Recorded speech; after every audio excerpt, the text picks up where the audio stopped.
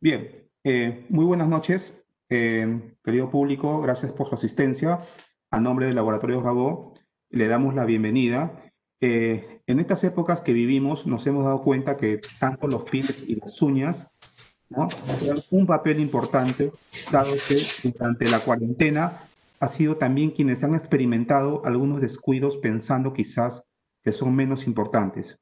Por ello, el día de hoy hemos considerado importante poder profundizar más en posibles enfermedades que se puedan presentar. En este contexto creímos importante poder profundizar más en este tema y para ello hemos invitado al doctor Daniel Inostroza. Él es médico dermatólogo, egresado de la Universidad Nacional Autónoma de México, médico dermatólogo de la Clínica San Judas Tadeo y aparte atiende en la consulta privada. Gracias, doctor Inostroza, por aceptar nuestra invitación el día de hoy. Le doy pase. Muchas gracias. Gracias, buenas noches con todos. Vamos a hablar un poquito de lo que todos de alguna forma tal vez no le prestamos tanto atención y vamos con la siguiente imagen. Nosotros podemos reaccionar de diferentes formas a diferentes situaciones. En el caso de los pies, por ejemplo, podemos tener a veces sentimientos encontrados de tristeza, de alegría, de desconcierto, de repente, de sorpresa o hasta de burla, como en algunos casos. A los pies los podemos tratar de diferentes formas. Por ejemplo, puede ser como un escaparate para nuestras joyas, por ejemplo. Puede dar paso a nuestra imaginación con diferentes aplicaciones, como vemos en las imágenes. Los pies pueden estar también de alguna forma aprisionados, como en la imagen de la izquierda, o totalmente libres y cómodos, como en la imagen de la derecha, relajados. En el caso de los pies, como médico dermatólogo, he hecho esta presentación para enfocar algo muy común, que se presenta durante todo el año, pero básicamente cuando hay mayor calor y humedad. Me refiero al verano y a la primavera. Pero a lo largo de los 12 meses en la ciudad de Lima, por lo menos, siempre van personas a la consulta por algún problema en los pies. Lo más preocupante para todos es tener una infección por hongos. A eso le llamamos micosis. Y, por supuesto, hablando de la piel, afecta la capa superficial que es la epidermis. Luego pueden ir más abajo y a veces afecta los anexos cutáneos. En este caso, hablamos de las uñas. También puede afectar el cabello, por cierto. Y la imagen de la derecha que ven ahí es de un microscopio y así son los hongos. Parecen unas ramitas. Claro que hay diferentes formas, pero eso es lo que vemos cuando hacemos un estudio micótico y eso que ustedes ven ahí es lo que nos provoca luego a veces alguna infección. Hablando de la presentación, la epidemiología, todos los hongos son cosmopolitas, están en todas partes. Puede afectar a cualquier nivel socioeconómico. Y aquí hay un estigma que tumbamos, que es solo en las personas que pueden estar con algún problema o deficiencia de, por ejemplo, algunos servicios básicos los que puedan tener esta enfermedad. Y la verdad es que no, puede afectar todas las capas de la sociedad. No hay predominio por sexo, por etnia tampoco. La ocupación sí tiene que ver. Por ejemplo, una persona que utiliza, por ejemplo, zapatos de seguridad prácticamente todo el día por su jornada laboral es más propenso a tener una infección de este tipo. Una persona que se dedica al deporte también es más propenso a sufrir ese tipo de problemas. Y en la consulta externa es una de las primeras causas de búsqueda de asistencia médica. Aquí, para que se den una idea de la gran cantidad de hongos que podemos tener, que son los más comunes, para ilustrar un poquito, la parte izquierda donde dice antropofílico significa que son los hongos que pueden, digamos, contraerse a través del contacto con otra persona. Los zoofílicos, aquellos que podemos recibir de los animales, sobre todo de las mascotas, de los perros, por ejemplo, las gallinas, y así hay diferentes tipos de animales que nos pueden transmitir hongos.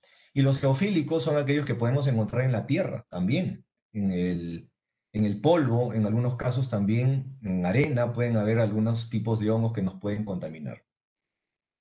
La más común de las tiñas, a eso le decimos cuando la persona tiene una infección superficial, a nivel del pie, puede ser a nivel de los dedos, como vemos ahí, a nivel plantar, o a nivel dorsal. Aquí vemos el clásico pie de atleta, donde se ha perdido la epidermis, ven ahí la piel pelándose, descascarándose, y en el dedo pequeño hay hasta una pequeña fisura y herida que puede generar dolor, ardor, y puede ser motivo de ingreso de bacterias para complicar más el cuadro.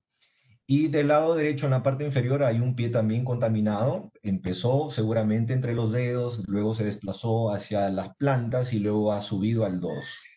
En ese aspecto, el hongo gana terreno, se va multiplicando y va ganando terreno. Esto puede o no picar. La mayoría espera que esto genere picor, pero hay personas que no sienten molestia y por eso es que pueden dejar pasar el problema por varias semanas, meses o hasta años inclusive. El diagnóstico dermatológico lo hacemos de manera clínica. Los dermatólogos tenemos que ver y ver para poder diagnosticar. Podemos usar una luz especial que es una lámpara como ultravioleta que le llamamos luz de Wood, perdón. El examen directo, que es aquello que les mostré al inicio, que nos permite ver esas formas ramificadas de los hongos. El cultivo, que demora un poco, entre 30 y 40 días. Y hay otros exámenes que son a través de algunas inyecciones que se dan. Y por último es una biopsia, cosa que yo prácticamente nunca he hecho por un tema de micosis, al menos en los pies. Las complicaciones pueden ser las infecciones, las dermatitis de contacto, aquí vamos a ver algunas, la erisipela y la celulitis. No confundir la erisipela con la quemada por el sol. La erisipela es una infección bacteriana y acá las vamos a ver. Aquí tenemos, por ejemplo, esto que les dije hace un momento. Esas fisuras pueden permitir el ingreso de bacterias al interior de la epidermis y generar esta reacción. Del lado derecho tenemos una superinfección bacteriana, ya no solamente es el hongo, sino también entró una bacteria generando dolor, fiebre, malestar. Por supuesto que el paciente no puede ni caminar. A veces hay que hospitalizarlos, a veces. Del lado superior izquierdo tenemos a un pie con una clásica celulitis, un pie hinchado, caliente, un pie que también genera dolor.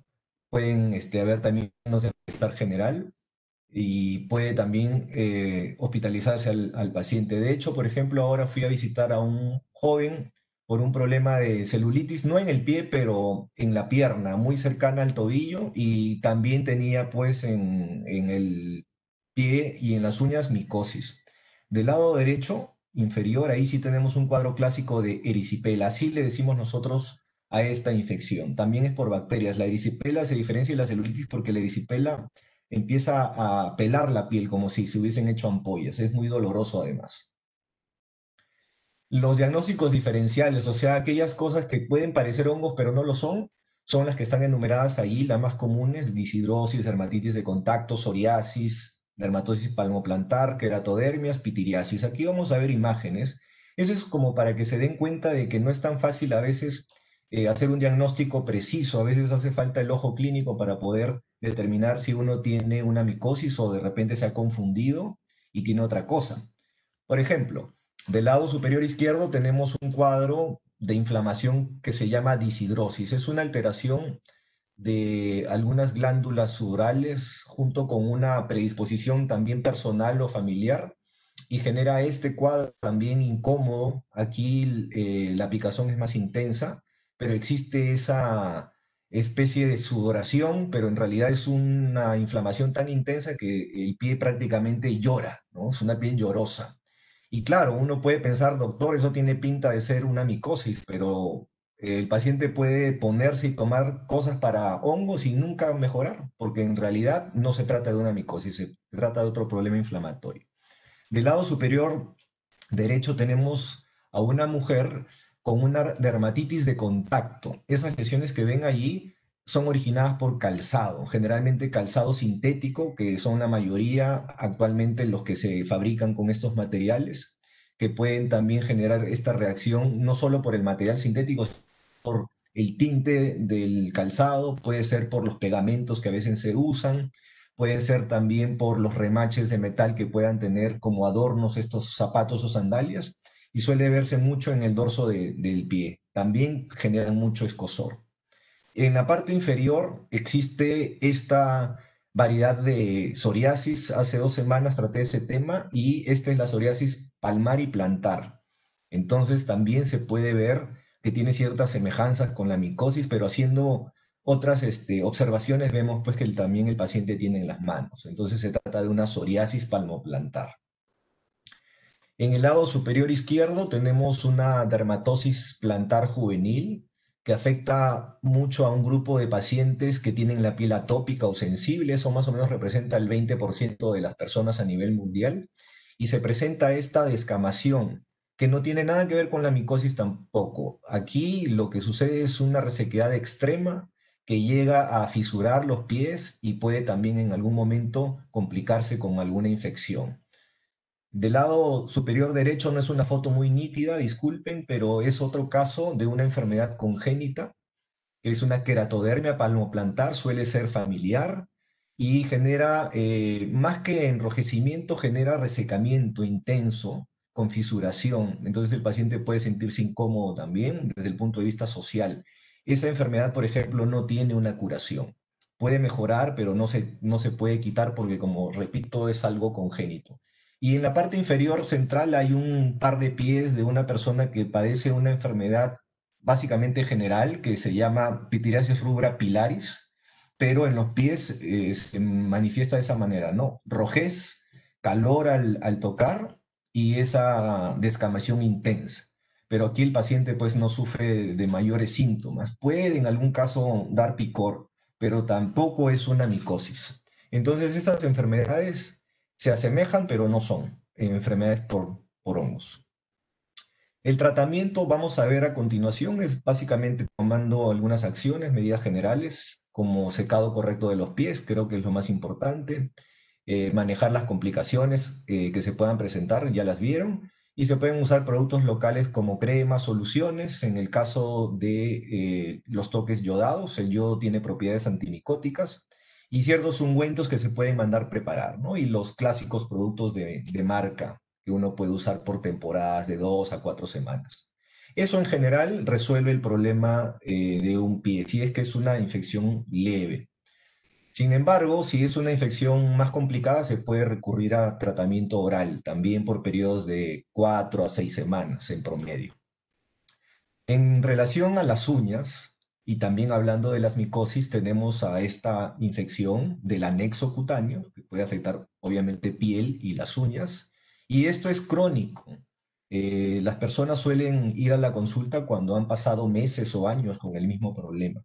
Lo ideal es ir en cuanto uno note un pequeño cambio de color, aunque parezca exagerado, es mejor ir a veces para evitar, digamos, tratamientos largos, tratamientos que pueden ser inclusive más costosos.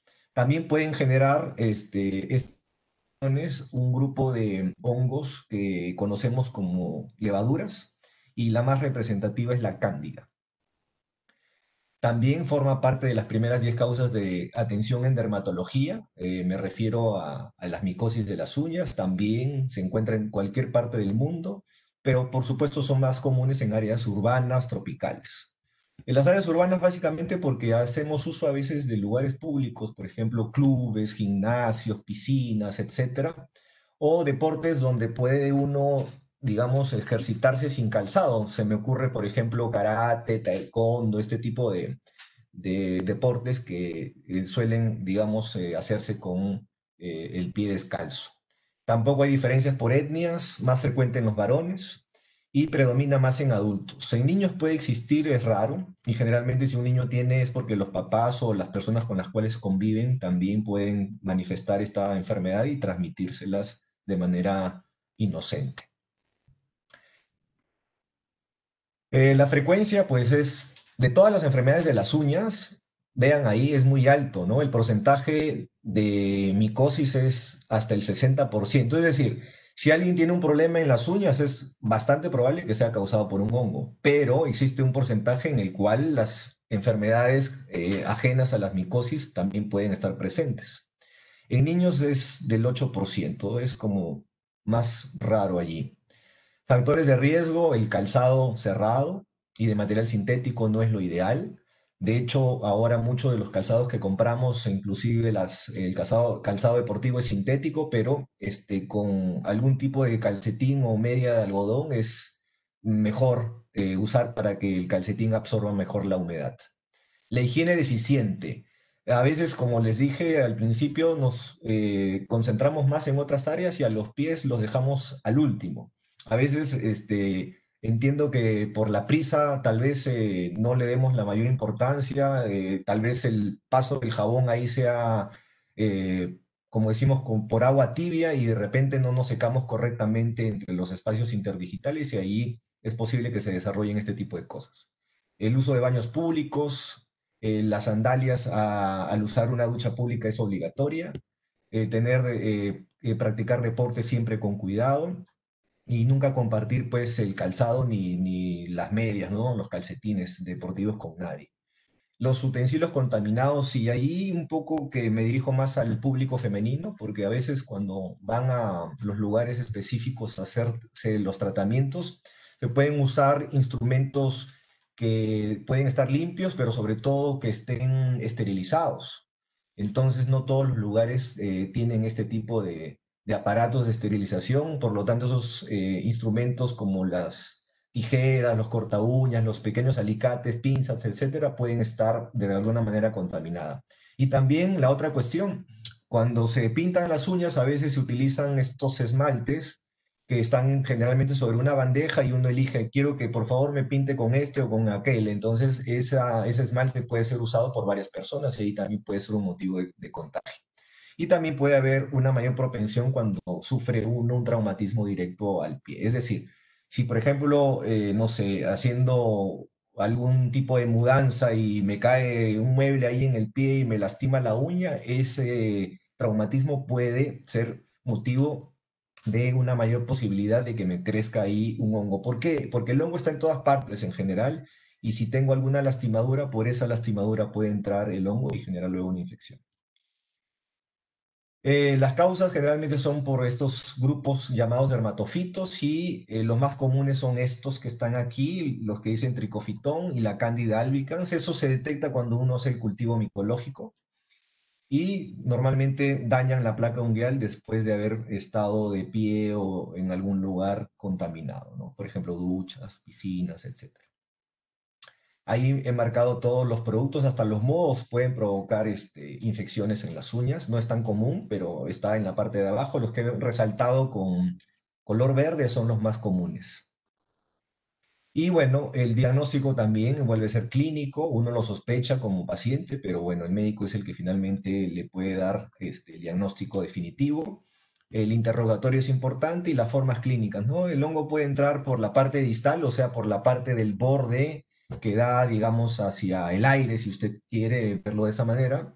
Por la parte proximal se refiere a la parte donde está la lúnula, lo que está pegado a la matriz, y las micosis pueden ser superficiales, o sea, solo causar un leve cambio de color en la uña y no generar ese grosor que vamos a ver en un momento.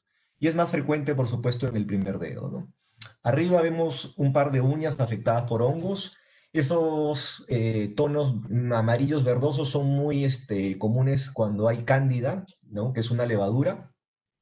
Y vean allí esas estriaciones que generan esas muescas en el borde de la uña, sobre todo la de arriba del lado derecho, y ese cambio de color amarillo que va dirigiéndose hacia la matriz. Luego en la parte inferior vemos el típico dedo grande, ¿no? El primero afectado. Ahí vemos un poco el aspecto tosco, opaco de la uña. Aunque se ve gruesa la uña, es muy fácilmente, se hace polvo cuando uno la corta, ¿no? Es bastante frágil esa uña. Del lado superior izquierdo también vemos el pie, se ve que es de un varón y tiene una afección prácticamente en la matriz de la uña y ya tomando cada vez el hongo va creciendo y después termina contaminando toda la uña. Del lado izquierdo superior, derecho superior, ahí se ve un poco mejor digamos, esa fragilidad de la uña, o sea, luce gruesa, pero al mismo tiempo es frágil. Y esa rojez alrededor de la uña también que habla pues de un problema a nivel de la piel también. Abajo la micosis blanca superficial, y la más distrófica es la que ven abajo del lado derecho, donde ya las uñas han adoptado un aspecto de leña, ¿no es cierto? Ya la uña ha perdido las características normales, tanto de forma, color, textura, etcétera. Ahí se habla pues de un problema crónico, ¿no? De varios años. Pueden haber, como en la parte de los pies, de la piel, estas infecciones asociadas. Alrededor de la uña, lo que se le conoce como perionixis, puede haber inflamación, dolor, y se favorece mucho la presencia de los uñeros, sobre todo como la uña de descripción final, esa uña gruesa es la que más genera uñeros.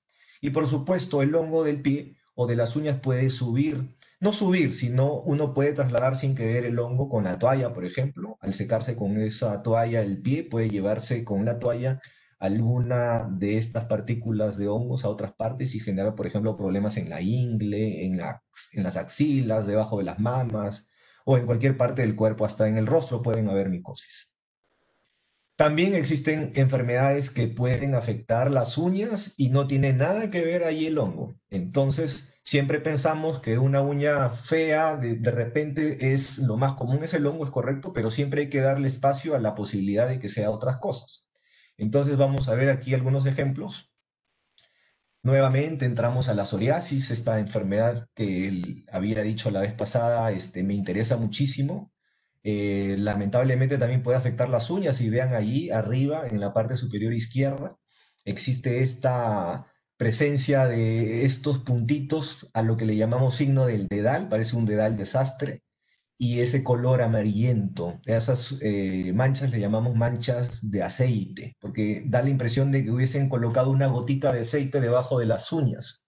Allí le hacen a estos pacientes cultivos y siempre salen negativos, porque no es un hongo, como les digo, es psoriasis. Del lado superior derecho existen estos espacios como unos surcos en la mitad de las uñas se rompen fácilmente y esto corresponde a otra enfermedad de la piel que se llama líquen plano. El líquen plano afecta a la piel y también las uñas, y entonces generan estos cambios. Del lado inferior izquierdo vemos un dedo que se ve grueso, me refiero a la uña, pero más allá, o sea, debajo de ella hay un tumorcito que está creciendo a expensas del hueso del paciente. Allí, ese huesito pequeño genera como una especie de jiba, como si fuese una joroba, y eso levanta la parte inferior de la uña y entonces da la impresión de que la uña se ha contaminado, pero uno toma una radiografía y encuentra que en el huesito existe esta lesión ósea que está causando un problema secundario en la piel y en la uña. Y del lado derecho tenemos a una onicogrifosis. Esto hasta parece de cuento, pero la persona nace con este defecto. Entonces, lamentablemente aquí no hay forma de poder resolver esto desde el punto de vista definitivo. Ahí habría que hacer más bien un asunto de mejoramiento con limadas correctas, de repente tratamiento podológico frecuente. Y ahí no hay ninguna medicina tomada o aplicada que pueda corregir ese defecto de las uñas. Y no tiene nada que ver el hongo ahí. Los exámenes son muy parecidos a los otros, se buscan las formas fúngicas. Allí abajo vemos a alguien que está siendo sometido a la toma de la muestra. Esa parte de la uña se retira y se pone una lámina para mirarlo al microscopio y luego la otra parte se deja para cultivarse y ya luego aparece en la identificación del hongo. Esto nos sirve mucho, sobre todo en personas que han tomado muchas cosas y no se han curado. Quizá el hongo que los provoca es resistente a todo lo que tomó, entonces siempre es bueno identificar el nombre y el apellido del culpable, ¿no? Ahí vemos una imagen didáctica al carbón ahí de lo que les mostré al principio, ¿no? Este es el Trichophyton rubrum, que es el más común de todos los hongos. Rubrum se le llama porque viene de rubor, genera en esta plaquita que parece un disco, eso es el cultivo, y genera ese color rojo. Entonces, y por un lado, y por el otro lado es como una moneda, ¿no? Por un lado es rojita y por el otro lado adopta esa forma muy bonita, blanca. Esa es la identificación del hongo que es más común en problemas de pies y uñas. Y en la parte inferior, eso que ustedes ven así como cables o ramitas, eso es también el hongo que se ve a través del microscopio. Bien, así identificamos a los hongos cuando queremos saber exactamente el culpable del problema. Y bueno, el tratamiento incluye aplicar lacas, etcétera, sobre todo si son dos uñas como máximo las afectadas y personas que no pueden tomar pastillas o ancianos que por razones obvias tampoco están, digamos, dentro del grupo de tomar medicamento, pueden beneficiarse con las lacas, pero de ninguna manera eso los va a curar, los va a mejorar, sí, pero no curar definitivamente. Las uñas gruesas se liman, a veces hay que quitar parte o toda la uña, cosa que ya no se ve. Antes era más frecuente quitar una uña con hongos, pero se demostró que después podían volver a infectarse esas uñas, sobre todo si quedaban algunas formas de hongos en la raíz de la uña. Quitaba uno la uña, pero quedaban sobrevivientes en la raíz y salía la uña nueva y volvía a ser contaminada. En conclusión, prácticamente ya no se quitan las uñas de manera total para resolver esto. Y el tratamiento es largo, de 3 a 6 meses ahí. Los tratamientos tomados, ahí están algunos nombres de medicamentos para que vean que se puede uno curar. Y las dosis de adultos se manejan de acuerdo al peso y la edad. Quiero, antes de pasar a la parte de preguntas, aterrizar un poquito el asunto. Como les dije, he enfocado esto como dermatólogo para algo que es bastante común en la consulta. Y lo más importante de todo, creo yo, es el corte adecuado de las uñas. Ahí vemos, el corte tiene que ser recto y no ovalado, porque eso puede provocar que se generen heridas y por ahí puedan penetrar más fácilmente los hongos que están en cualquier superficie. Y uno evita también la formación de uñeros, que no he querido tocar porque es un tema muy bonito, pero es amplio y el tiempo no nos da. Luego, a los pies hay que cuidarlos, como en la imagen de la derecha, para que estén felices como allí se representa, hay que ponerse crema. Entonces aquí yo sé que las mujeres generalmente en su rutina después del baño es ponerse crema en el cuerpo, lo cual es bueno. Y en el pie también tiene que ir crema. El pie no puede estar seco. El pie siempre tiene que estar hidratado. Y en el caso de los varones, me dedico un poquito digamos, persuadirlos de que ponerse crema en los pies es un buen negocio, porque yo prefiero ponerme crema en el pie que luego tener que ir al médico para que me dé un tratamiento porque me salieron hongos. Y si por A o por C eso no funciona, pues en la imagen de abajo está la invitación para que nos puedan visitar en algún momento si tienen alguna duda en relación a sus problemas de los pies o de las uñas. Y finalmente quiero poner acá un ejemplo, como me gusta hacer al final de las charlas que doy. Del lado derecho tenemos el talón, es de la misma persona, nada más que tomado en un tiempo diferente, para que vean cómo estuvo ese pie con esa resequedad, esa fisuración. Por supuesto, le provocaba molestias de sensibilidad y por supuesto las molestias sociales, ¿no? En verano, pues lucir ese pie es un poco, digamos, vergonzoso para las personas, pero bueno, no es tan raro ver pies, sobre todo en los talones así resecos y rajados. Eso no es una micosis, quiero aclarar, es simplemente tal vez un poco la sensibilidad de esa persona, a lo mejor el descuido de no ponerse las cremas o del uso de repente de algún calzado abierto, sintético, que pueda estar provocando esa reacción ahí que vemos. Y del lado derecho ya vemos que ha cambiado muchísimo, el pie ha mejorado creo en un 95%.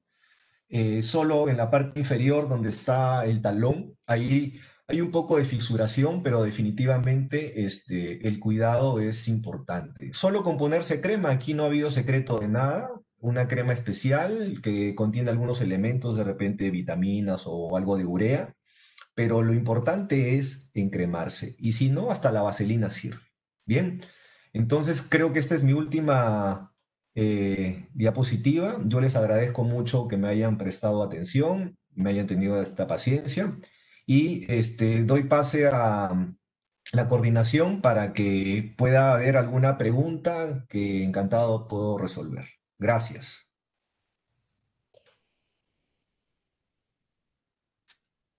Doctor Daniel, buenas noches. Hemos Hola. estado escuchando atentamente toda su ponencia. Primero, mil disculpas por temas técnicos, no se ha podido conectar desde un inicio. Es Pero comprensible. aquí estamos. Sí, por problemas técnicos de temprano no hemos podido conectarnos, pero sin embargo hemos escuchado la ponencia y ahí tenemos algunas interrogantes que han surgido durante su ponencia, ¿no? El tema del pie de atleta, algunas personas lo relacionan con el tema de la limpieza y el lavado de los pies. Esto es Ujú. una persona que normalmente indica, ¿no? Yo me lavo, tengo una higiene completa en caso pies, ¿por qué podría aparecerme el pie de atleta? Bien, como había dicho hace un rato, siempre es bueno tomar las precauciones. El secado correcto interdigital es básico. Entonces, ¿qué puede pasar? A lo mejor esa persona está mucho tiempo con un zapato cerrado y a pesar de que tiene una higiene correcta, el pie suda. Por lo tanto, esa humedad favorece la presencia de hongos. A los hongos les gustan tres cosas: humedad, calor y oscuridad. Y entonces el pie justamente cumple esos tres requisitos. Entonces, si la persona suda más, colocarse una media de algodón, de preferencia que absorba mejor esa humedad, va a ser siempre una buena opción. Y la otra, evitar estar en lugares públicos descalzo. Tiene uno que ponerse obligatoriamente una sandalia, porque a pesar de eso puede aparecer el pie de atleta. Y no toqué un asunto que atañe un poquito más a la parte médica, pero les voy a decir que hay personas propensas genéticamente a sufrir de hongos en los pies o en otras áreas. ¿Y Son cómo personas podríamos que se cuidan muchísimo, perdón, y entran a una piscina un día por cualquier esparcimiento y luego de unos días empieza la infección. Y hay gente que anda descalza por todas partes y no se infecta. y justamente cómo poder saber si somos genéticamente propensos a ello, ¿no? Es ¿Cómo que uno podríamos empieza, evitarlo? ajá, perdón, uno empieza a tener problemas cuando son niños de hongos. Generalmente en la niñez empiezan a manifestarse estas infecciones frecuentes, recurrentes. Entonces sería sospechoso de que un niño sea muy asiduo a la consulta médica, generalmente por el mismo motivo. Entonces allí nos va orientando en que esa persona debe cuidarse más, hacer un poquito más de comunicación, de información para él y para sus padres para que se puedan evitar ciertas cosas. Pero no hay una prueba que nos diga, oiga, usted es más propenso a tener esto. Eso es simplemente la clínica, ¿no? Uno va preguntando en el interrogatorio, se va conociendo esta cuestión. Y justamente hablando del tema de ser más propensos genéticamente, podríamos también de repente darnos cuenta si vemos a nuestros niños desde muy jóvenes de repente sufrir de ello. Sí, hay a veces grupos familiares que van a la consulta y todos tienen el mismo problema. Es que aquí la convivencia lamentablemente nos puede jugar una mala pasada. Vamos a imaginarnos una familia que comparte una ducha, la misma ducha. Entonces entra todo el mundo ahí en su momento a bañarse y si hubiese una persona, vamos a suponer el padre de familia que tiene hongos, se baña allí y viene el niño, la esposa y utiliza la ducha, se puede contaminar. Por eso es importante que todos aquellos que estén enfermos en casa hagan el tratamiento. De acuerdo, doctor. Y respecto justamente a ello, el engrosamiento de una uña Ujú. siempre nos puede decir que es hongo o no necesariamente. Como había dicho, la sospecha es un 60% válida. Es decir, de 10 personas que van por algún cambio de las uñas, sea de color o de grosor, de repente 6 sí van a tener una micosis, pero va a haber un grupo de 4 que no. Por lo tanto, hay que ver bien en el interrogatorio, con los exámenes que a veces uno solicita para poder hacer un diagnóstico correcto y no errar. Vamos a imaginarnos que cometo un error como médico y le digo, señor, señora, usted tiene una micosis en las uñas y le doy 3 meses tratamiento para hongos que incluye pastillas. Y al final resulta que no era un hongo, era de repente la manifestación de la psoriasis en las uñas. Por eso es importante a veces ir con el especialista para que pueda ser él el que le diga exactamente qué es. Ahora, en el caso de las damas en general, hay una distrofia de la quinta uña, así se llama, distrofia de la quinta uña, que es básicamente cuando la mujer empieza a usar zapato alto, con taco, que genera este movimiento del pie. Entonces todo el peso del pie recae en este borde del dedo y sobre todo cuando el zapato es angosto. Entonces eso sucede mucho cuando ya empiezan a trabajar y tienen que ir a la oficina o a algún otro lado. Entonces ese tipo de calzado maltrata mucho el pie en la mujer y le genera esa uña un defecto de color y de textura. Y muchas van a la consulta pensando en que son hongos. Entonces, por un tema de seguridad le pedimos su cultivo y muchas veces sale negativo. Entonces, el diagnóstico no es una micosis, sino es una distrofia de la quinta uña, sobre todo si se asocia con un callito también aquí. Entonces, dedo de mujer, chiquito, con algún cambio de color en la uña y con un callito asociado, generalmente eso es por el zapato. Es una reacción ahí dada por el roce y la fricción por un zapato inapropiado. Y con respecto justamente, continuando con el tema de la uña, si nosotros Ujú, ya sabemos el diagnóstico que es una uña con hongo, ujú. ¿garantiza el extirparse que no aparezca de nuevo o esto no nos garantiza nada? No, si te quitan la uña, como se hacía hace varios años, uno en la idea de que mi uña está enferma, me la saco, ya no hay hongo. Esa es la idea, digamos, global. Pero, como hemos visto, los hongos son microscópicos. Por lo tanto, la mayor parte de los hongos de mi uña van a salir si me las quitan. Perfecto, pero ¿qué tal si quedan sobrevivientes en la raíz de la uña? Allí donde no se pudo haber quitado, porque sale la placa, pero abajo queda el lugar donde crece la uña, se llama matriz unguial. Ahí pueden haber formas fúngicas y ese hongo lo que hace es ponerse en estado de hibernación, ¿correcto? Y espera que vaya creciendo la uña sana y vuelve a contaminarla. Entonces, la persona que se quitó la uña hace 2 meses, esa uña que le vuelve a crecer es probable que le crezca de nuevo enfermo. Por eso es mejor ya no sacar las uñas totales, sino más bien tomar medicación si es necesario. Eso sí garantiza la curación. En el caso de las pacientes que tienen, por ejemplo, o sea, prácticamente casi todos los pies o todas las uñas, perdón, implicadas, Ujú. el tratamiento siempre es oral más algo tópico, que es lo más recomendable. ¿Y por cuánto tiempo más o menos podría la persona obtener nuevamente un resultado dentro de sus uñas? Bien, en medicina estamos trabajando casi todo con protocolos.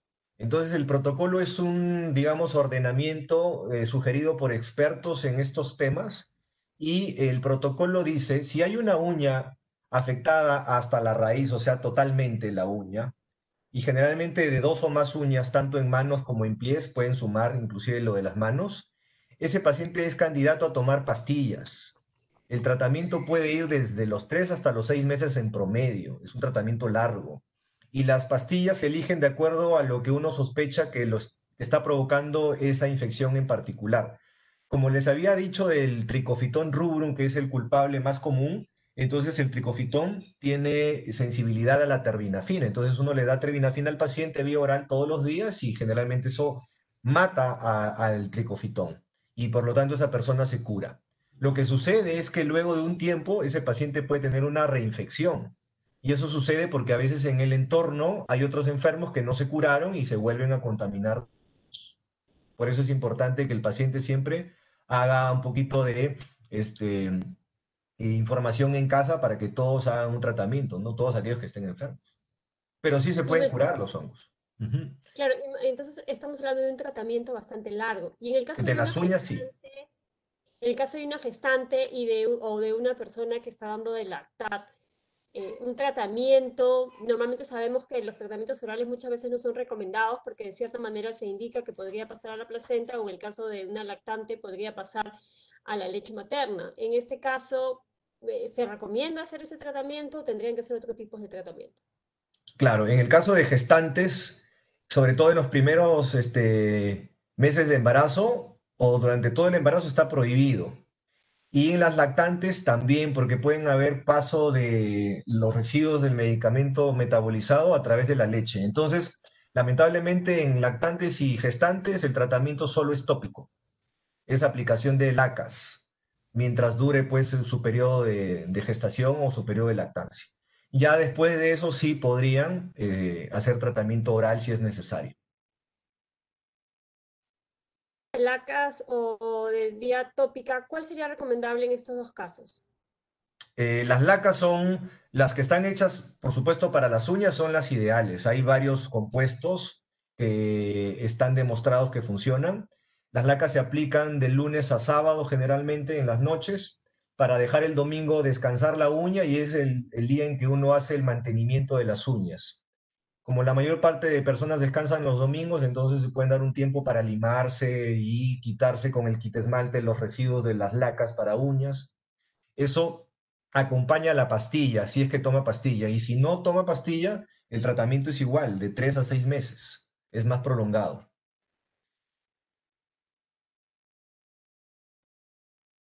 Viendo también el tema de las preguntas,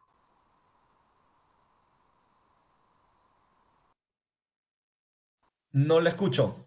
sí, ahora sí. Ahora sí. ¿Qué tratamiento se puede utilizar para evitar de alguna otra forma el engrosamiento de las uñas? Ya se descubrió que sí hay un tema de hongos, pero han seguido tratamientos, nos indican, en el cual de todas maneras se llevó, de todas maneras, un engrosamiento de la uña. ¿Esto quiere decir que de repente el tratamiento no fue el correcto o que no siguió el tratamiento adecuado?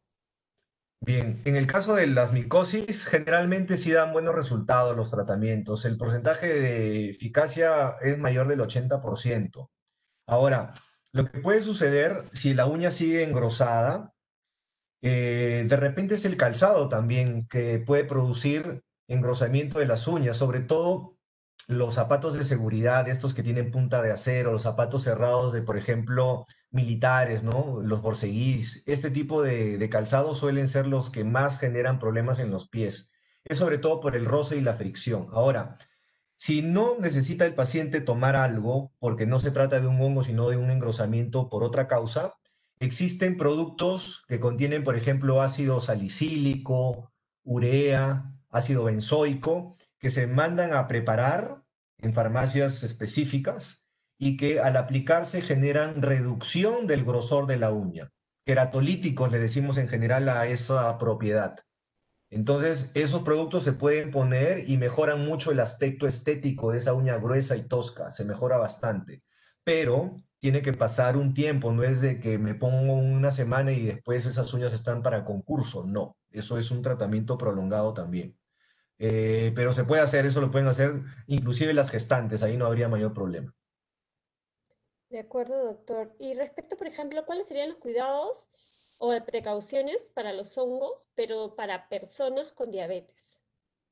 Ya, este grupo de personas con diabetes es altamente propenso a enfermarse de micosis, entre otras cosas, pero como estamos hablando de este tema de los hongos, paciente diabético, a pesar de que tenga un buen control de glucosa, son más propensos a la infección. Entonces, siempre cuidando allí, usar ropa de algodón, que es la fibra más fresca, evitar ropa ajustada, sobre todo en las damas, las licras y este tipo de cosas. Y el correcto secado de la piel, eso es importante. Creo que de todo es básico que se sequen correctamente todas las zonas donde hay pliegues, desde la cabeza hasta los pies. Y por supuesto, el uso de cremas que hidratan la piel, sobre todo en las áreas donde uno va viendo que se le va resecando el pie, porque en general al diabético le entra el hongo por el pie primero y luego ya se traslada a la uña y luego se va a otras partes. Pero en el diabético sí hay que tener mucho cuidado con eso. Usted hoy día nos mostró varias imágenes o diferentes tipos de micosis y diferentes problemas en respecto a las uñas. Nos indican, por ejemplo, el caso en que en las uñas se presente una especie de pequeños hoyitos, como puntitos. Sin embargo, la uña tiene un color normal, natural, solamente se Ujú. presenta estos. ¿Es algún indicador negativo de que algo estaría pasando, de que algún tipo de micosis estaría sucediendo? No desde el primer momento que uno ve un cambio, entonces las uñas pueden estar de un grosor y un color normal, pero tener como un puntilleo, como unas pequeñas depresiones, ¿no es cierto? A eso le llamamos pits o el signo del dedal. El signo del dedal no es exclusivo de la psoriasis. Puede haber estos pits de manera espontánea, sin tener mayor implicancia en otro problema de la piel u otro problema de salud en general. Son detalles, por ejemplo. Yo ahora me corté las uñas. Voy a poner mi ejemplo. Entonces, como lo hice con la luz del día, me di cuenta que mis uñas están un poco estriadas, o sea, no están lisas como, por ejemplo, la superficie de un reloj. Entonces, por temporadas pueden haber esas estriaciones y tiene mucho que ver con lo que hacemos, desde teclear o hacer algún uso de detergente o hacer este tipo de movimientos o de repente nuestro trabajo manual. Todo eso puede generar alguna alteración temporal o crónica de las uñas y no necesariamente es por una infección, puede ser hasta por un tema mecánico. Por eso es importante siempre el interrogatorio. El médico siempre tiene que preguntar, preguntar, preguntar. A veces uno cae espeso de tanta pregunta, pero es mejor porque eso nos da luces para poder decir Señor, señora, la uña tiene esta característica por tal motivo. Siempre tratamos de buscarle la razón por la cual el paciente tiene algún cambio en la uña. Pero volviendo a la pregunta inicial, no necesariamente estos hoyuelos generan un problema más intenso o más preocupante. A veces es transitorio. Habría que ver a detalle cada caso. Aquí dentro Nada. de las personas Ujú. que tenemos ahorita dentro de los, escuchando la charla, tenemos a algunos pedicuristas, ¿no? Que nos dicen que hoy Ujú. en día están recibiendo a muchas personas con las cuales dicen que tienen las uñas encarnadas, ¿no? Y Sí, los laterales de las uñas bastante gruesas. ¿Alguna crema específica que podría ayudarlos? sí. El compuesto que tiene urea, o urea, como quieran pronunciarlo, es ideal para tratar este tipo de resecamiento. La urea que funciona bien en los pies, sobre todo en las áreas gruesas como los talones o a veces al lado de las uñas que se pone así duro, es al 20%, es el estándar ideal. Cuando la piel es demasiado gruesa, se puede elevar al 30%. Eso inclusive se puede usar hasta en las uñas gruesas. Existen en el mercado algunas marcas que tienen urea al 10, al 20 y al 30%. O la otra opción es mandarse a preparar. Hay farmacias donde los químicos farmacéuticos preparan estas fórmulas magistrales y eso ayuda mucho. Por ejemplo, mezclar urea al 20% en base crema, eso es barato, puede ser de repente de 30 soles, sobre todo si son cantidades de 30 gramos, que no es mucho, pero tampoco es poquito, pero funciona muy bien para corregir esa resequedad que existe a veces en los talones o en las otras áreas que dije, ¿no? Eso mucho tiene que ver con cada caso, pero por ahí es el promedio. Ahora, en caso de uñas gruesas, aparte de la urea, yo utilizo ácido benzoico o ácido salicílico también, que puede ser a 2%, 3, 4, 5. Esos son preparados que uno como médico puede mandar pedir. Pero en general con la urea al 20 o al 30 va más que bien. Eso creo que es importante. Y como decía un maestro de la vieja escuela, decía hasta la vaselina funciona. El problema de la vaselina es que es pues muy pegajosa si quieren, ¿no? Es un poco incómodo, pero es excelente para quitar la resequedad de los pies. Muy buena es la vaselina para eso. Doctor, y referente a los antimicóticos, ¿es cierto que afectan al hígado? ¿Todos los antimicóticos afectan? Porque Ya, ese es ahí uno de hay los interrogantes que hay, una ¿no? parte de verdad y una parte de mito. La verdad es que todo lo que metamos al cuerpo vía oral va a llegar a metabolizarse y va a ser el hígado, digamos, una fábrica en la cual se generen la degradación de estos medicamentos. Eso se da con todo, hasta por un paracetamol que uno se tome. Por lo tanto, lo que sí hay que aclarar es que hay algunas medicinas que le dan más trabajo a la función del hígado. Dentro de ellos está justamente los antimicóticos. Entonces, por ejemplo, es más fácil que mi hígado acepte, por ejemplo, doxiciclina, que es usado, por ejemplo, para el acné, a que yo le esté dando terbinafina al paciente. La terbinafina puede generar un mayor trabajo en el hígado. Entonces, hay que tener mucho cuidado a quién la recetamos. Por ejemplo, ya vimos que a ancianos no se les puede dar, sobre todo porque a su edad ya hay deterioro de la función del riñón, obviamente el hígado también, y por lo tanto a un anciano generalmente nadie le va a recetar pastillas. Pero vamos a poner a un paciente de 40 años, por ejemplo, si no ha tenido antecedentes recientes, o sea, me refiero al último año de una hepatitis por cualquier motivo, puede tomar la medicina. Si hay algún antecedente de problema hepático o que el paciente reconozca que es un bebedor social, pero que llega a la embriaguez frecuentemente, entonces uno podría sospechar de que ese hígado no está en la mejor condición. Entonces, antes de mandar pastillas, le mandamos al paciente una orden para que se saque un examen de sangre y veamos la función del hígado. Normalmente eso hacemos los especialistas. Bien. Entonces, ante la duda, mejor le hago el examen y si veo que el examen está bien, el examen salió aprobado, entonces ese paciente puede tomar su pastilla sin miedo. Ahora, que el paciente sano tome eso y le cause problema al hígado, la verdad es que yo no he visto en mi práctica que haya sucedido así. Por supuesto que hay casos reportados, pues, porque en medicina todo puede pasar, pero no es que el medicamento te malogre al hígado, si no nadie lo vendería. Todos las industrias farmacéuticas estarían pues con demandas millonarias por hacer adrede medicamento que malogra a este órgano, ¿no es cierto? Entonces no tiene una lógica y por eso digo, en parte es verdad y en parte es mentira.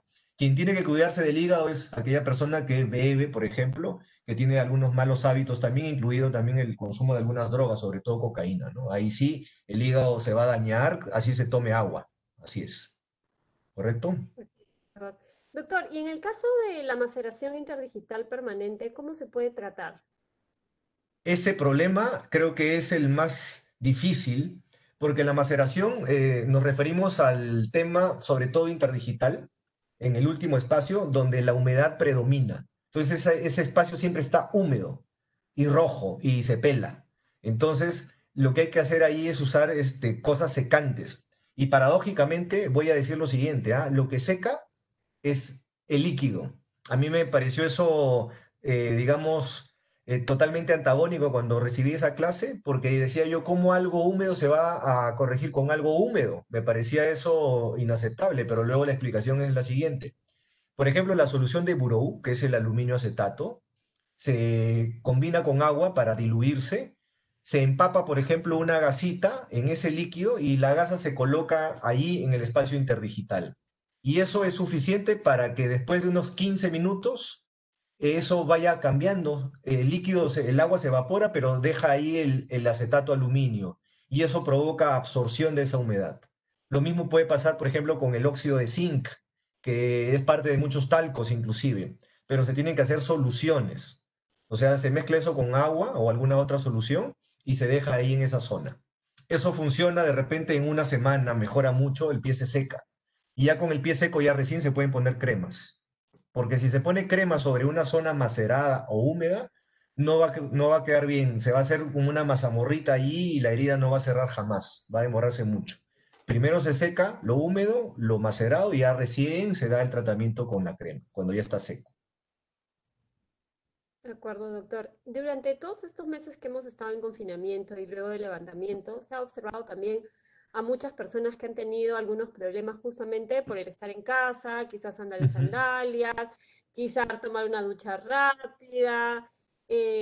¿Cuáles serían hoy en día los consejos que deberían tener las personas para poder justamente evitar ello?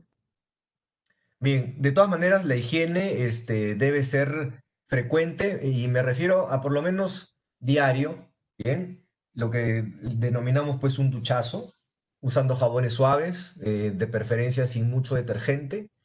Y una vez que hayamos hecho eso, viene la parte lógica, que es la secada. Insisto, en secarse es lo ideal. Ahora, si usamos una sola toalla para secarnos todo, estamos cometiendo un error porque idealmente el secado de los pies debe ser con algo diferente, que puede ser desde el mismo papel toalla o papel higiénico que sería desechable, me seco y lo tiro, o alguna otra cosa, una toalla pequeña de repente, sobre todo para secarme todos los espacios interdigitales y nunca olvidar los espacios que están debajo de las uñas o al lado de las uñas. Entonces, esas áreas deben ser correctamente secadas. Y luego viene la otra parte, la aplicativa. Si yo veo que mi pie está seco, entonces, como en una de las imágenes, pues un pie que se ve bonito y con la imagen de la carita feliz porque hay una crema que esa persona se aplica luego en esas áreas para que la piel no esté fisurada. Porque la fisura, esa rajadura, es la puerta de entrada de estos gérmenes, no solo de los hongos, sino también de las bacterias, que no he tocado, solamente ahí como una complicación, pero tener los pies intactos, sin heridas, sin sequedad, sin fisuras, es lo mejor que pueden hacer para evitarse contagios frecuentes por hongos. Es algo muy sencillo. Y en el uso del calzado, insisto, si es calzado cerrado, pónganse siempre un calcetín, una media, porque a veces el paciente usa calzado sin media. A lo mejor muchos dirán, es que no me acostumbro con la media, doctor, no me gusta, siento que mi pie se resbala, pero lo que hace la media es absorber justamente la humedad del pie. El pie de todo mundo va a sudar, algunos sudarán más, otros menos, pero la media tiene esa, digamos, función, absorber mi sudor. Obviamente esa media yo en la noche ya la pongo en la ropa sucia y al día siguiente cambio de media. Pero esa absorción de la humedad ya no se va o no se queda en el pie y ya no moja mi calzado. Por lo tanto, el calzado permanece seco, porque ponerse calzado a repetición también es un factor de riesgo. Imagínese un estudiante en clase presencial que tenga que ir 4 días de la semana con el zapato de colegio, porque tiene un solo par. Ese zapato está trajinado, pues si todos los días lo uso, va digamos, a humedecerse el interior del zapato. Esa humedad es microscópica, pero ya dije, el hongo también es microscópico. Entonces, para el hongo es suficiente. Estar húmedo ahí es una cosa que al hongo le va a gustar. Por lo tanto, si podemos rotar nuestro zapato, es otra idea también que yo les paso. Cambien el zapato. Hoy me pongo los marrones y mañana me pongo los negros. La idea es siempre rotar el calzado. Eso es lo ideal. Entonces, Eh, en confinamiento, pues uno está más cómodo, porque yo también he estado 2 meses en confinamiento y la verdad es que se pone uno su polito, su short, si era verano, ahora ya no, un pantalón deportivo, o sea, un buzo, pues popularmente hablando, y en sandalias, ¿no? Creo que la mayoría hemos estado así en casa. Sin embargo, eso no es malo. Lo que digo es que es peor andar descalzo con cuidado, ¿ya? Sí hay que ir sobre todo a lugares donde circula mucha gente, siempre con sandalias.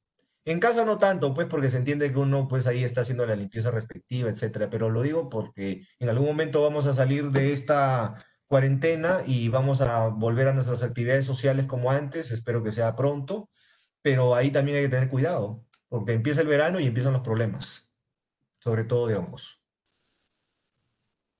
ok, doctor. Y en el caso, por ejemplo, de los callos que salen en las plantas de los pies, ¿cuál Ujú. sería el tratamiento recomendable?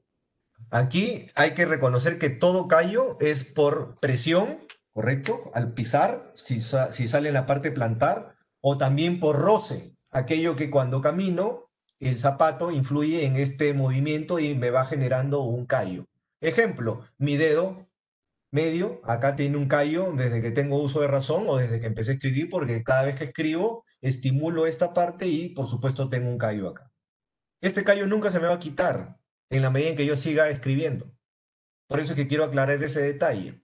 Volvemos al pie. Si la persona tiene un callo aquí, la persona no puede dejar de caminar, va a seguir caminando. Por lo tanto, el callo va a permanecer allí. Entonces, lo que puedo hacer con ese callo es darle alguna crema especial. Insisto, la urea puede volver a funcionar, el ácido salicílico, para disminuir el grosor de la capa que se ha engrosado. La capa córnea se reduce y por lo tanto el callo mejora estéticamente.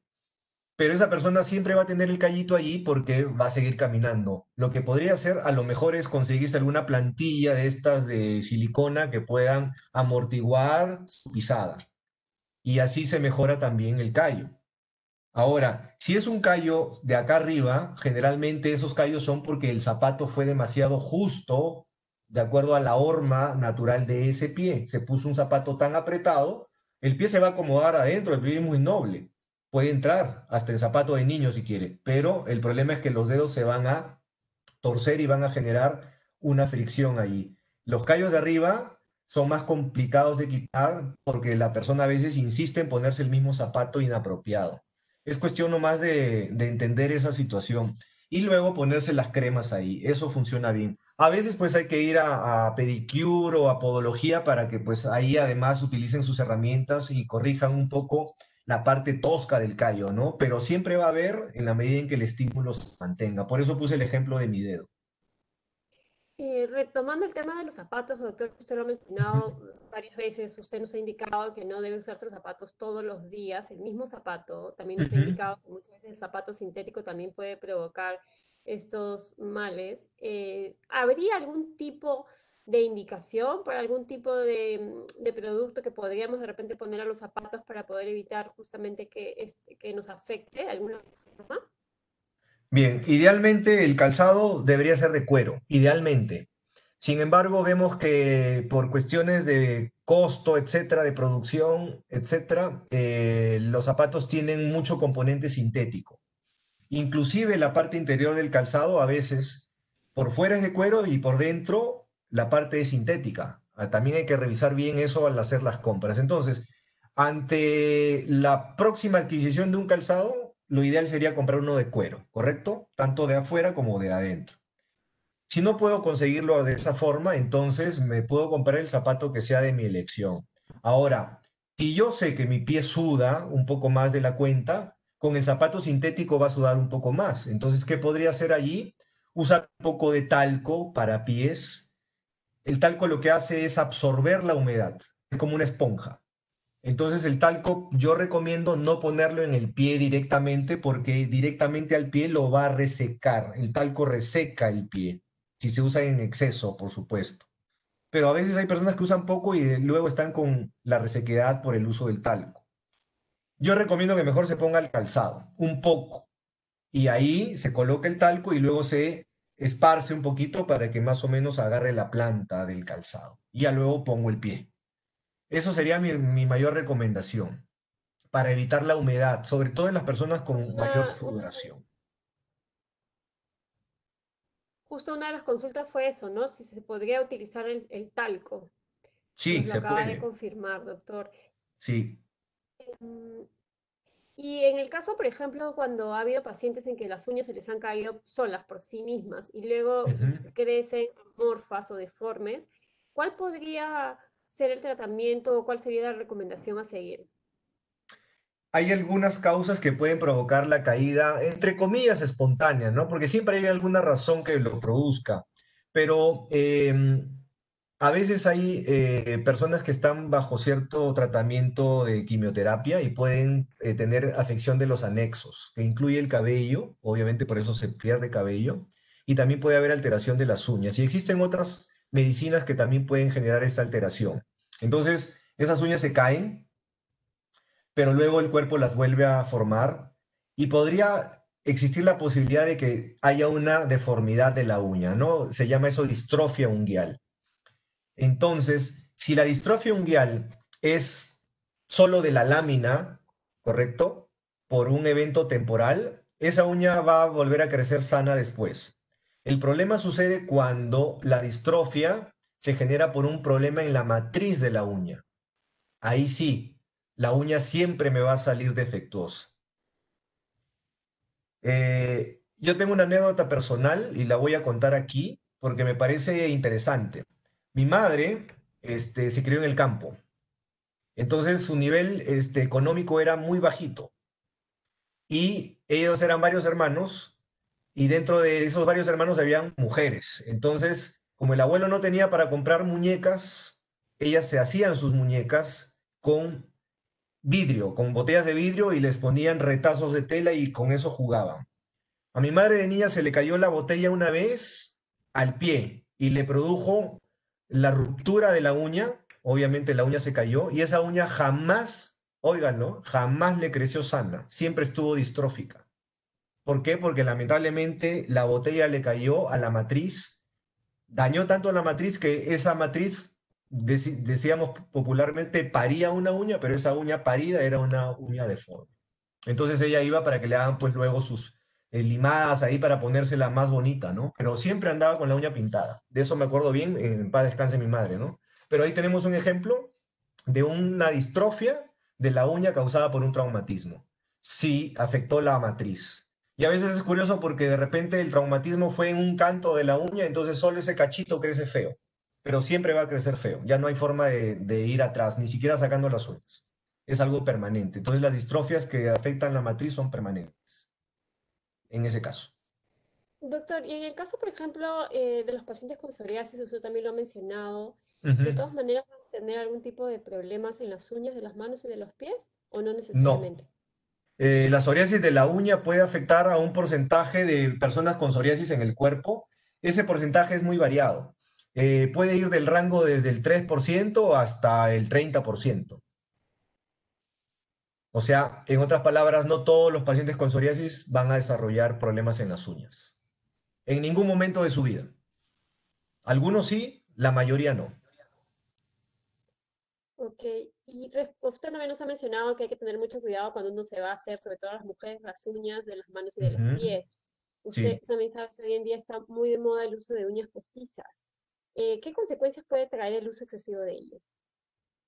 Ahí vamos a entrar un poquito al terreno que no me gusta, pero voy a dar mi opinión médica y mi opinión como varón también, ¿ok?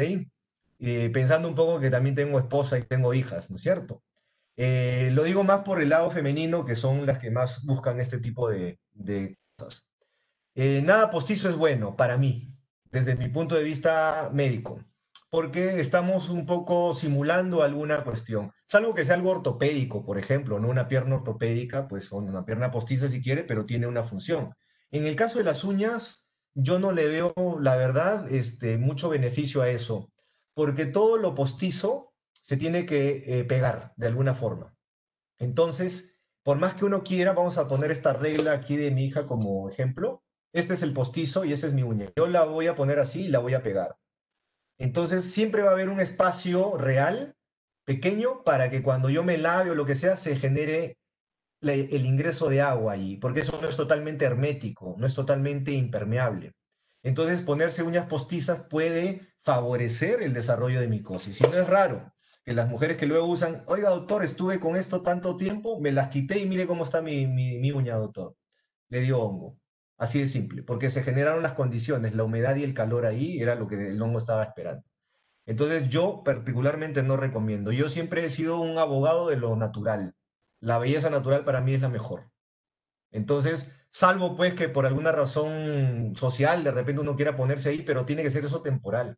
Inclusive, el permanecer mucho tiempo con el esmalte en las uñas no es bueno, porque el esmalte es un derivado del petróleo finalmente y impermeabiliza la uña. La uña necesita también oxigenarse, debe estar libre.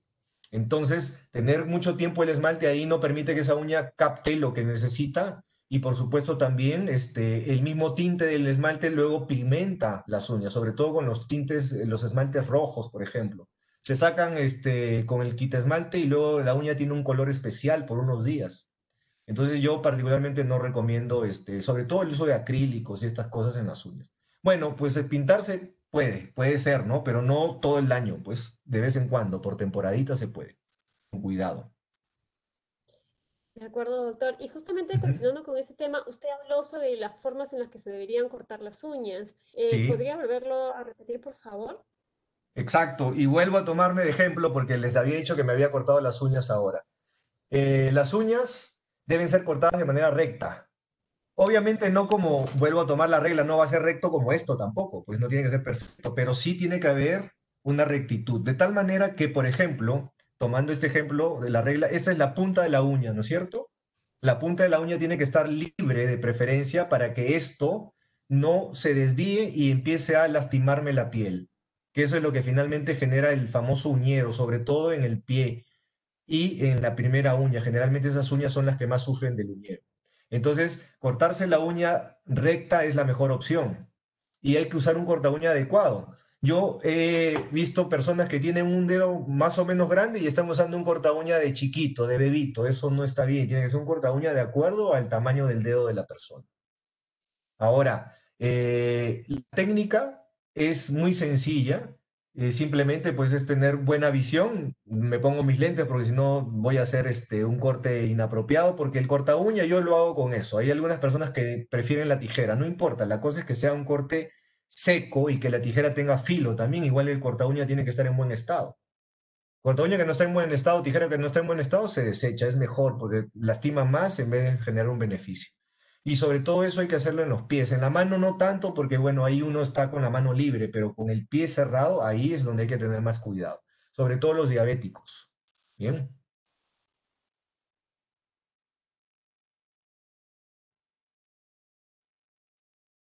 no escucho. Nos indican de que han Ahora sí, utilizado recién estoy escuchando, Jessica, perdón. Ajá. perdón, doctor. Algunos pacientes nos indican de que de la existencia de repente de algunas ampollas para un tratamiento más rápido. ¿Existen? Ampollas, ¿en qué sentido? No entendí la pregunta. Si existe algún tipo de ampollas o inyecciones que se pueda utilizar para el tratamiento de la micosis y sea esto mucho más rápido y efectivo. Ah, ok, ahora sí. No. Hay este tratamiento intravenoso para hongos, pero son para otro tipo de hongos, que por ejemplo afectan pulmones, cerebro. Eh, por ejemplo, la vancomicina, ese tipo de cosas. Pero en el caso de las micosis, no. ahí el tratamiento es tópico u oral. No hay otra alternativa. Ah, y me estaba olvidando. Pueden usarse láser también para el tratamiento de las micosis en las uñas. Es algo que no toqué, pero sí, para quien no quiere o para quien no puede usar pastillas, el tratamiento láser es una opción. El porcentaje de la eficacia del láser para hongos es del 70%. ¿Sería recomendado, por ejemplo, a los pacientes gestantes que hicieron la pregunta en un inicio? Sí, se puede aplicar láser en una gestante. Exacto. Con las gestantes en sí siempre va a haber una dificultad de poder extrapolar los hallazgos de los estudios porque siempre se van a necesitar voluntarios. Entonces es rarísimo que una gestante diga, sí, yo me quiero prestar a ser voluntaria de este estudio médico. Por lo tanto, siempre me va a quedar ese vacío de poder extrapolar el uso de un medicamento X o Y a una persona que está gestando. Ahora, desde el punto de vista médico, el láser genera una energía calórica. Por lo tanto, el calor no va a afectar al feto, entonces sí se puede usar, partiendo de ese hecho básico. Lo que pasa es que el láser duele cuando se aplica. Entonces, el paciente debe estar consciente de que va a ser un tratamiento incómodo. Por supuesto, el médico que hace tratamiento láser toma todas las medidas necesarias, pero igual hay cierta molestia, ¿no? Entonces, a lo mejor en una gestante que está muy sensible, le hacen una terapia láser y de repente va a sentir más molestia que una persona no gestante. Eso podría pasar, pero se puede hacer. Ahora, yo quisiera dar mi opinión al respecto. Si una mujer está gestando y tiene un problema de micosis, eh, puede usar el tratamiento tópico por el momento. O sea, ¿cuánto dura una gestación? En el mejor de los casos, el promedio son 9 meses. Total, a veces las personas tienen eso de tanto tiempo. Yo les digo, ¿qué más da esperar unos mesecitos más para luego hacer su tratamiento oral? No creo que haya mucha prisa en ese caso. Me refiero a las mujeres gestantes. Pero, sin embargo, en el tema de la lactancia, porque después de la gestación sigue la lactancia, usted nos indicó al inicio de que sí podría afectar. Sí, mi opinión, y eso no siendo pediatra, pero siendo médico, la lactancia materna exclusiva debe ser en los primeros 6 meses, porque luego al séptimo mes ya se empieza a introducir al niño o a la niña a la dieta con papillas. Entonces la leche materna ya a ese nivel ya no genera el mismo tipo de nutrición que en los primeros 6 meses, porque solamente es pura leche en esos primeros 6 meses. Ahora, luego, el niño va adquiriendo vitaminas, minerales, proteínas de otras fuentes alimentarias que, como dije, es con papilla. Entonces, creo que después de los 6 meses, las personas que deberían seguir teniendo lactancia materna, por ejemplo, son las personas que están vulnerables para ser anémicos, por ejemplo. Entonces, ahí en un niño que tiene de repente dificultades para adquirir buena alimentación, la mejor forma de mantenerlo, digamos, con el complemento es que su madre le siga dando pecho. Entonces esa lactancia se puede prolongar hasta después de un año, ¿no? Hay mujeres que le dan a sus hijos pecho por más de un año. Inclusive hasta personas ya con dentición aparecen ahí todavía siendo lactados, ¿no? Entonces mucho depende de la decisión que tome la mamá. Como también hay pues mujeres que no dan de lactar también, ¿no es cierto? Un par de meses y bueno, prefieren que ya no tienen la suficiente cantidad de leche y los pasan a fórmula maternizada. Es por eso variable. Idealmente, si el niño ya está con más de 6 meses de edad y la mujer ha decidido no seguir dando lactancia, lo puede hacer sin ningún remordimiento. Claro, va a perder un poco el vínculo de estar con el niño allí, ¿no es cierto? Madre e hijo, es bonito que estén ahí en esa situación de la lactancia, pero no es obligatoria.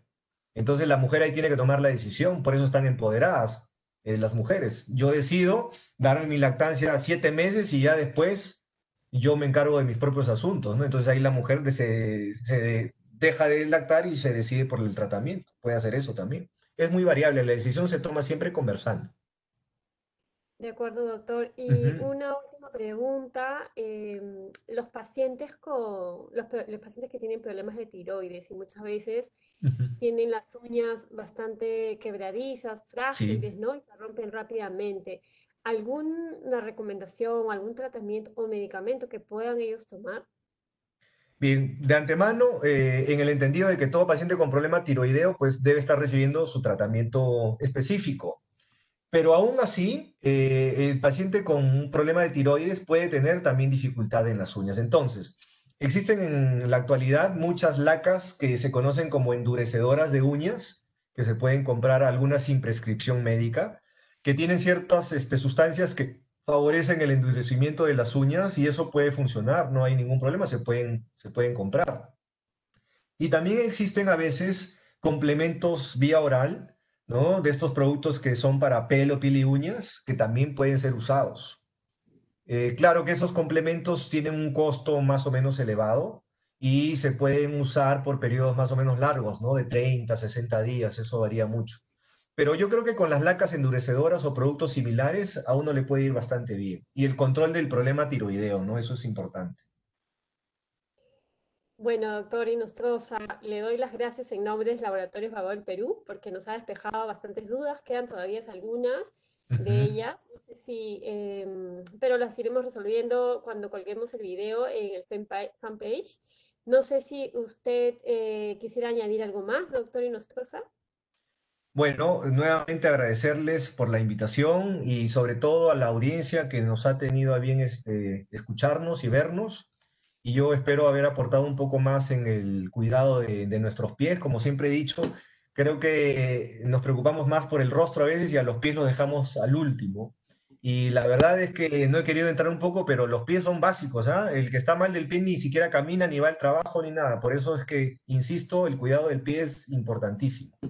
Así que nuevamente les reitero mi agradecimiento y bueno, y les mando a todos unas bendiciones para que nos cuide el Señor, para que no nos enfermemos de nada, ¿ok? Gracias nuevamente y que tengan buenas noches. Gracias, doctor Inostroza. Justo hemos dejado sus números de contacto para que puedan Ujú. escribirle. En todo caso, si tienen todavía algunas dudas adicionales o si quieren seguir algún tratamiento específico. Por supuesto, Ahora sí ahora sí nos despedimos, no sin antes darles las gracias a todos ustedes por acompañarnos esta noche y esperando que el conocimiento vertido les sea de gran utilidad. Anunciarles también que nos sigan en nuestras redes de Laboratorios Vago del Perú, que pronto colgaremos este video y otras más. Pronto tendremos también muchas más novedades. Muchísimas gracias a todos, que tengan buenas noches. gracias, hasta luego.